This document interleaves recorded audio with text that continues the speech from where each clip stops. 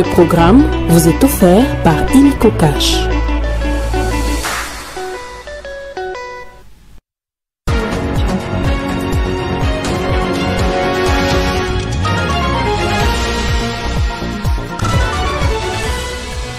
Le chef de l'État, Félix Tshisekedi, séjourne à Davos en Suisse depuis hier pour participer à la 55e édition du Forum économique mondial. Cette année, les participants vont tenter de comprendre l'évolution du paysage politique mondial à l'ère de l'intelligence artificielle. Contentieux des élections législatives et provinciales partielles de Massi-Manimba et de Yakoma, la Cour constitutionnelle a confirmé les résultats publiés par la CENI. Le 47e président des États-Unis, Donald Trump, n'a pas traîné. À peine investi comme promis, a signé une batterie de décrets réorientant la politique américaine. Ravi de vous retrouver, Madame, Messieurs, pour vous informer. Le président Félix Tshisekedi est arrivé en Suisse depuis hier lundi pour représenter la République démocratique du Congo lors de la 55e édition du Forum économique mondial à Davos. Cet événement annuel qui se déroule du 20 au 24 janvier réunit des dirigeants politiques, de chefs d'entreprise, des universités et des ONG pour discuter des défis mondiaux majeurs. Placés sous les thèmes collaborer à l'ère de l'intelligence, cette édition met en lumière l'importance de la coopération mondiale face aux avancées technologiques comme l'intelligence artificielle, l'informatique quantique et la biotechnologie qui transforment les sociétés à grande vitesse. La 55e édition du Forum économique mondial qui se tient à Davos en Suisse du 20 au 24 janvier réunit plus de 2500 participants issus du monde économique, politique, scientifique et culturel. Cette rencontre annuelle constitue l'un des événements phares de l'actualité économique et sociale dans le monde. Et les participants, recrutés dans différentes sphères du pouvoir, s'en servent pour échanger sur leur façon de voir le monde. Exceptionnellement pour cette année, le Forum de Davos s'ouvre au moment où Donald Trump, le président élu des États-Unis, se réinstalle à la Maison-Blanche. Les participants à ces forums de 5 jours ont pour objectif, entre autres, de trouver des solutions concrètes aux divers problèmes comme la pauvreté, les inégalités, les changements climatiques ou encore les tensions géopolitiques. Le président Félix Tshisekedi est arrivé hier lundi à Davos pour participer à cette conférence mondiale. Il est accompagné de la ministre d'État aux Affaires étrangères, Thérèse Kayikwamba, la ministre d'État en l'environnement, Eve Bazaiba, le ministre des Finances, Doudou Fwamba, et celui des Mines, Kizito Pakabomba. Cet événement majeur dans le monde de l'économie et de la politique peut avoir des répercussions concrètes et influencer les politiques des différents pays participants. C'est aussi l'occasion pour les entreprises et les organisations internationales de puiser de l'inspiration quant à leurs orientations dans un lieu de pouvoir et d'influence où se jouent les grandes décisions qui façonnent l'avenir collectif. Cette année, le Forum mondial de Davos est placé sous les thèmes « Collaborer à l'ère de l'intelligence ». Ces thèmes soulignent l'importance cruciale de la coopération mondiale à une époque où les avancées technologiques, à l'instar de l'intelligence artificielle, l'informatique quantique ou encore la biotechnologie transforment rapidement les sociétés. Comme annoncé la semaine dernière, la Cour constitutionnelle s'est prononcée sur les requêtes lui soumises en contestation des résultats des élections partielles, législatives et provinciales pour les circonscriptions de Yakoma et de Massi-Manimba. Après examen de 8 requêtes introduites, la Cour constitutionnelle n'a donné suite favorable à aucune de requêtes. Les unes ont été déclarées non fondées et d'autres irrécevables. Elle confirme par conséquent les résultats publiés par la CENI pour les 2 circonscriptions. Le ministre des Finances, Doudou Fwamba, a échangé avec le collectif des députés provinciaux de la République démocratique du Congo. Au cœur des échanges, l'impaillement de ses élus. Doudou Fwamba leur a rassuré de la ferme volonté de son ministère pour décompter la situation. Résumé de la rencontre avec le président du collectif Les députés provinciaux, Blanchard Takatela, élu du territoire de Boulungu, dans la province du Kwilu. Ensemble avec les membres du bureau et d'autres députés, nous sommes venus voir le ministre des Finances pour les problèmes que le commun des mortels connaît, les problèmes des impayements des députés provinciaux. Alors, ce dernier nous a reçus. Il a été gentil envers nous, il nous a très bien reçus et il a répondu favorablement à notre requête. Mais du moins, les députés nationaux sont payés, mais nous, les provinciaux, nous ne sommes pas payés. Toute l'année 2024, nous avons été payés 5 fois seulement sur les 12 mois. C'est comme cela que nous sommes venus les voir aujourd'hui pour qu'ils nous disent pourquoi nous ne sommes pas payés. Il nous a expliqué les difficultés qui ont concouru que nous ne soyons pas payés. Mais du moins, lui, de son côté, il s'étonne aussi. Il avait signé tous les dossiers. Les dossiers se trouvaient à la Banque centrale, mais curieusement, il nous dit il ne sait pas pourquoi nous n'étions pas payés. Je demanderai aux collègues de patienter, puisqu'on est en train de chercher les dossiers. Il a même fait venir ses services pour dire où seraient les dossiers des assemblées des membres. Les services sont en train de chercher, ça c'est pour le mois de novembre, ils sont en train de chercher, dit dès qu'ils trouvent les dossiers ce soir ou cette nuit, il va de nouveau les signer pour que toutes les assemblées cette fois-là soient payées. Donc du moins nous sortons de cette rencontre satisfaits, puisqu'il a dit en dehors de novembre, le mois de décembre aussi va suivre d'ici là. Aux collègues, calmez-vous, le collectif est en train de faire son travail, partout où vous êtes, vous nous avez appuyés, vous nous avez dit des choses que nous avons aussi dit au ministre qui a été très content, il vous remercie là où vous êtes et il a dit le mois de janvier, comme le budget 2025 va commencer et que toutes les machines se trouvent au niveau de la chaîne de dépenses, on va les mettre en service. Je pense que pour le mois de janvier aussi, nous serons servis d'ici là. Dans la province du Congo central, le vice-premier ministre en charge de la défense nationale, Guy Kabombo, a visité les centres des opérations maritimes de Banana dans le but de renforcer l'action de l'État en mer. Cette visite s'inscrit dans le cadre de sa visite d'itinérance dans cette province en vue de redynamiser les forces armées de la RDC. La 141e base navale garnison des Banana a reçu les vice-premiers ministres et ministres de la Défense nationale, Guy Kabombo Madianvita. À ses côtés, le gouverneur des provinces, Grace Bilolo, et une autre délégation des officiers du haut commandement militaire ainsi que les caucus des élus nationaux du Congo central. Au centre des opérations maritimes des Banana, Guy Kabombo Madianvita s'est entretenu avec les différentes unités de la base navale des Banana, une réponse à la nécessité de redynamiser la flotte maritime dans le but de renforcer l'action de l'État en mer.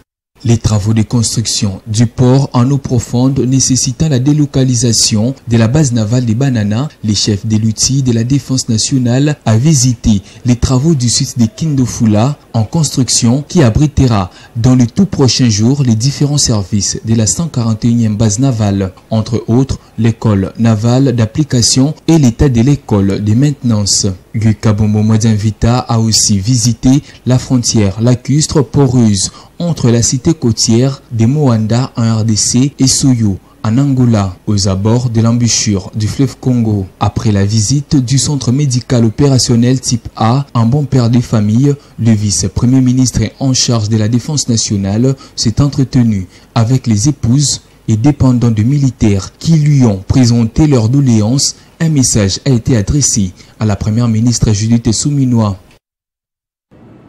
2 membres du bureau du Sénat ont été reçus par la gouverneure du Lualaba en visite de travail. Le rapporteur adjoint Jean-Claude Baende et les questeurs adjoints Pascal Bitika sont délégués par le président de la Chambre haute du Parlement pour s'imprégner du développement enregistré dans tous les secteurs en vue d'encourager les autres provinces à emboîter les pas.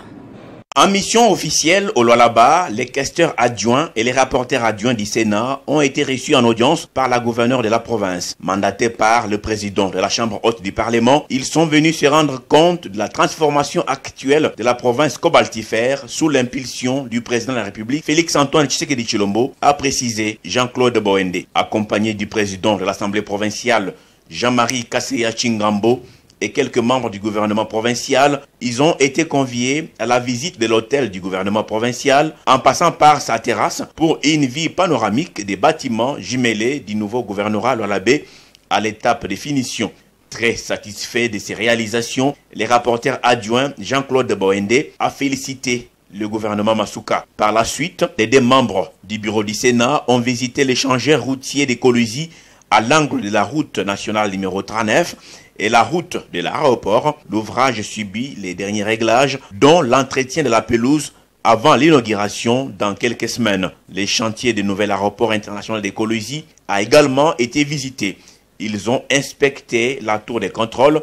Les grands travaux de maçonnerie sont quasiment terminés avant le début des travaux de finition. Au niveau du chantier de la regard moderne, les sénateurs Jean-Claude Boende et Pascal Bitika ont vu le parti départ, arrivée passagers, les escalators et l'espace qui devra recevoir le bras satellitaire. Les délégués du président du Sénat ont clôturé leur tournée du jour par la nouvelle piste en pleine construction. Elle aura 3450 mètres de longueur et 60 mètres de largeur. Le questeur adjoint du Sénat a salué la volonté de modernisation du Lualaba en l'espace de quelques années sous l'égide de la gouverneure Masuka Saini, selon la ligne de conduite du chef de l'État.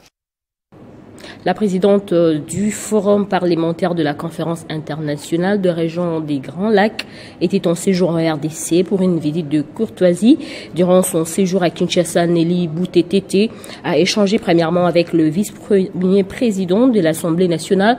Hier lundi, elle a eu un entretien avec les membres du personnel de la CIRGL en RDC. C'est une visite de travail de Nelly Bouté-Tété Kachumba à Kinshasa après les élections de 2023. Avec elle, un agenda chargé. L'actuelle présidente du Forum parlementaire de la Conférence internationale des régions des Grands Lacs a premièrement rencontré les premiers vice-présidents de l'Assemblée nationale, Jean-Claude Chilumbaï, avec qui ils ont discuté des questions concernant les forums des parlements de la CRJL, l'intégration régionale et la situation sécuritaire de la région. Ensuite, Nelly Bouté-Tété a pris soin de s'entretenir les jours suivants avec les membres du secrétariat général du FPCIRGL de la RDC. Mais comme vous savez, c'est une visite qui aurait dû avoir lieu depuis un certain temps et je sais que vous aviez des élections l'année passée. C'est ainsi que nous l'avons programmé pour cette année. Et étant arrivé sur place, je devais absolument rencontrer les autorités locales. C'est ainsi que vous m'avez vu échanger, faire une visite, rendre une visite de courtoisie à l'honorable premier vice-président de l'Assemblée nationale. C'était hier. Et nous avons échangé sur beaucoup de bonnes choses. Alors aujourd'hui, je suis venu ici au secrétariat général, comme je l'ai dit, pour me rendre compte des conditions de travail, des défis auxquels fait face l'organisation. Et nous avons eu des échanges fructueux avec l'équipe qui est conduite par le secrétaire général. Sa visite à Kinshasa avait également pour objectif l'évaluation des activités réalisées par les forums au cours de l'année 2024 et perspectives d'avenir. Mais aussi, la présidente du forum parlementaire du CIRGL a eu une séance de travail avec les staffs du secrétariat général. Les défis majeurs du forum restent la mobilisation des ressources au niveau parlementaire des pays membres. Dans le reste de l'actualité, devenu officiellement le 47e président des États-Unis d'Amérique, Donald Trump a signé le décret dont l'un d'entre eux permet la grâce à plus de 1500 personnes condamnées pour leur participation à l'assaut du Capitole le 6 janvier 2021. C'est une journée historique et qui marque l'entrée en fonction du 47e président des États-Unis. La cérémonie a eu lieu au Capitole, une première depuis 40 ans. Donald John Trump do solemnly swear. I, Donald John Trump, do solemnly swear that I will faithfully execute. Prenant la parole en présence de sa rivale Kamala Harris et du président sortant Joe Biden, le nouveau locataire de la Maison-Blanche a annoncé la signature d'un décret reconnaissant seulement deux sexes, c'est-à-dire masculin et féminin. Dès aujourd'hui, ce sera la politique officielle du gouvernement des États-Unis qu'il n'y a que deux sexes, deux genres, mâle et femelle, homme et femme. Aussitôt investi, le président républicain a signé plusieurs décrets. Ils concernent notamment une vaste offensive anti-immigration, le retrait de l'accord de Paris et de l'OMS, la reprise du canal de Panama, ainsi que la fin des politiques en faveur des personnes transgenres. Parmi les chefs d'État ayant réagi à l'investiture du président américain qui signe son retour à la Maison-Blanche 4 ans après, figure le président Vladimir Poutine. Le chef du Kremlin a félicité le président américain pour son entrée en fonction et s'est dit ouvert au dialogue, notamment sur la guerre en Ukraine. Place au rappel des titres. Le chef de l'État, Félix Tshisekedi, séjourne à Davos en Suisse depuis hier pour participer à la 55e édition du Forum économique mondial. Cette année, les participants vont tenter de comprendre l'évolution du paysage politique mondial à l'ère de l'intelligence artificielle. Contentieux des élections législatives et provinciales partielles de Massimanimbà et de Yakoma. La Cour constitutionnelle a confirmé les résultats publiés par la CENI. Le 47e président des États-Unis, Donald Trump, n'a pas traîné, à peine investi compromis, à signer une batterie de décrets réorientant la politique américaine. Ne nous quittez pas, la revue de presse, c'est tout de suite.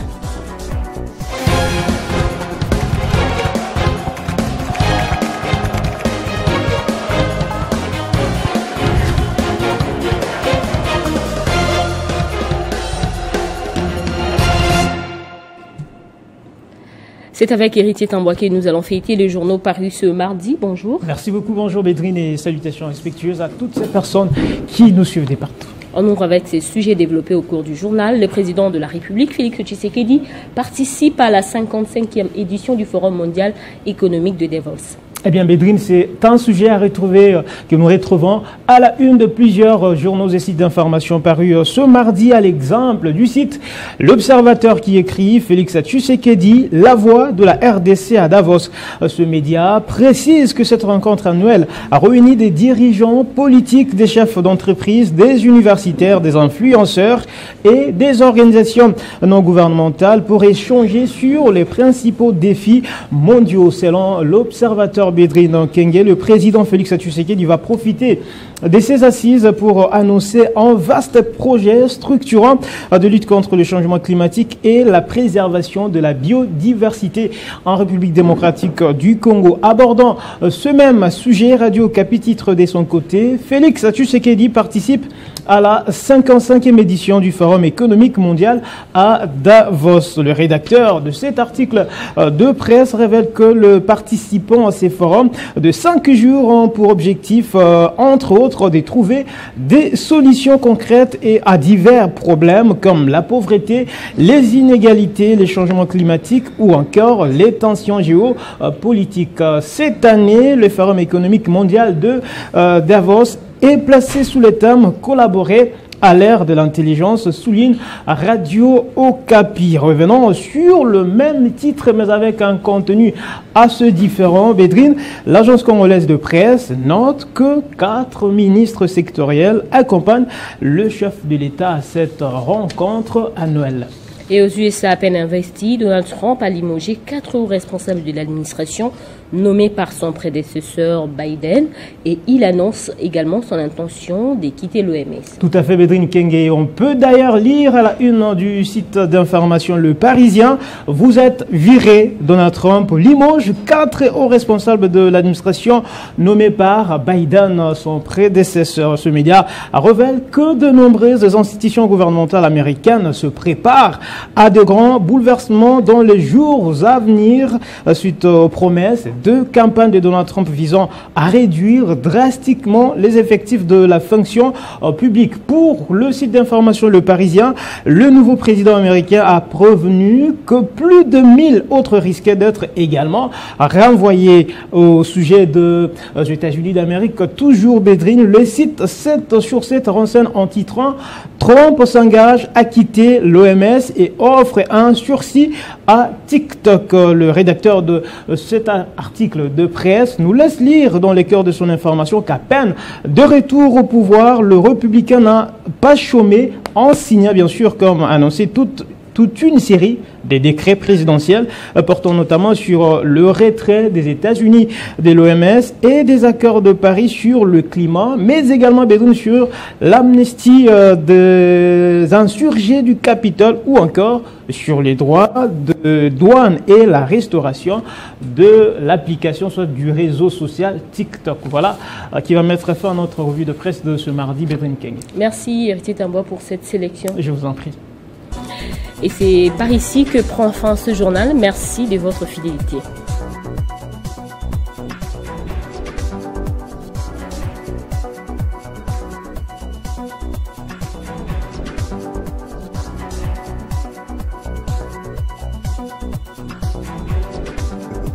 Retrouvez toute l'actualité en continu sur www.tv50.cd. Ce programme vous a été offert par Illico Cash.